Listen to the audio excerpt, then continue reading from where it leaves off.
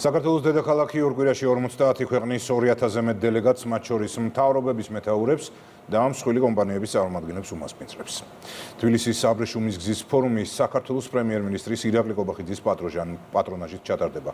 აღნიშნული ფორუმი უკვე 10 წელზე მეტია წამყვან საერთაშორისო ღონისძიებად იქცა, რომელიც ვაჭრობის, ტრანსპორტის, ენერგეტიკისა და ციფრული კავშირების სტრატეგიულ დისკუსიებს უწყობს ხელს. მაკუნ აბულაძე გიამბობთ. ზუსტად ორ კვირაში თბილისი იქნება მსოფლიო ეკონომიკური საზოგადოების ყურადღების ეპიცენტრში. აბრეშუმის გზის ფორუმი, ანუ საერთაშორისო ბრენდი, რომელიც უკვე იქცა საუკეთესო პლატფორმად ეკონომიკური თუ პოლიტიკური დისკუსიებისთვის.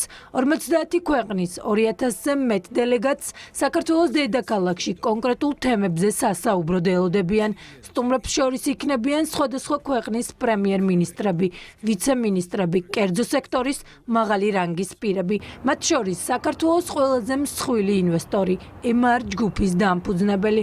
მორიგი ფორუმი კიდევ ერთ შესაძლებლობას მისცემს ჩვენს ქვეყანას გააგებინოს მთელ მსოფლიოს ქართული ეკონომიკის წარმატების შესახებ და პოზიციონირდეს როგორც შუადერეფნის მთავარი საკვანძო ფიგურა, რომლის როლიც უალტერნატივოა.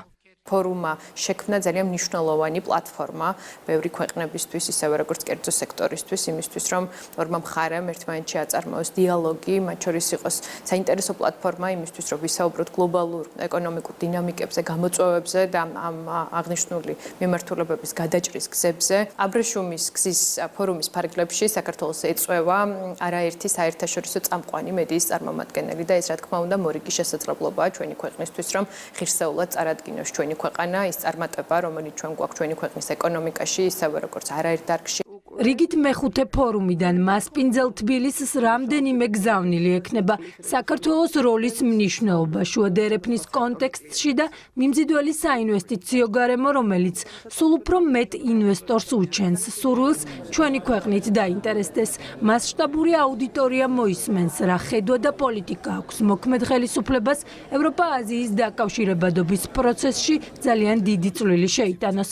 ამას მოწმობს უკვე მოქმედი პროექტებიც.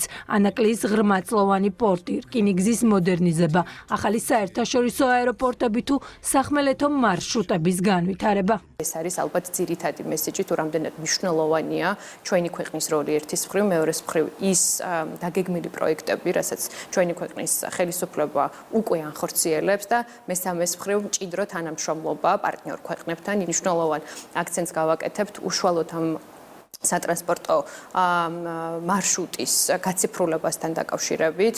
ასევე მნიშვნელოვანია, რომ წელს პირველად ტარდება და ჩვენ ვუმასპინძლებთ ფინტეკის ფორუმს, რომელსაც თავის მხრივ ეწევა არაერთი წამყვანი ფინანსური ორგანიზაციის წარმომადგენელი, ასეთი მაღალი რანგის სტუმრების ვიზიტიც მათ შორის ცხადყოფს მათ ნდობას და მათ ინტერესს ჩვენი ქვეყნის საინვესტიციო კლიმატისა და ზოგადად ჩვენი ქვეყნის სწორი და მდგრადი განვითარების გზისადმი. და რა იქნება შემდეგ? ეკონომიკის მინისტრს აქვს მოლოდინი, რომ ეს ფორუმი მნიშვნელოვანი განაცხადია ჩვენი ქვეყნისთვის საერთაშორისო არეალზე და საქართველოს მსოფლიო ეკონომიკურ თუ პოლიტიკურ რუკაზე საკუთარ ადგილს, თანაც დამსახურებულს კიდევ უფრო გაიმყარებს.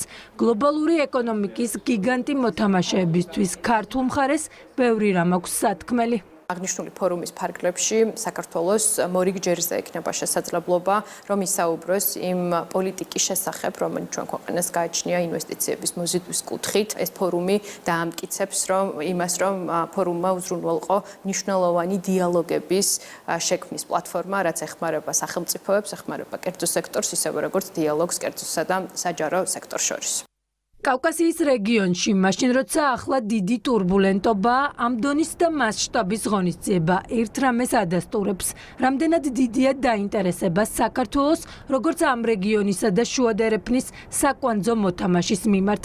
ამიტომ ოფიციალური თბილისი მზად არის კიდევ ერთხელ დაამტკიცოს მისი საჭიროება და მნიშვნელობა დანარჩენი მსოფლიოსთვის.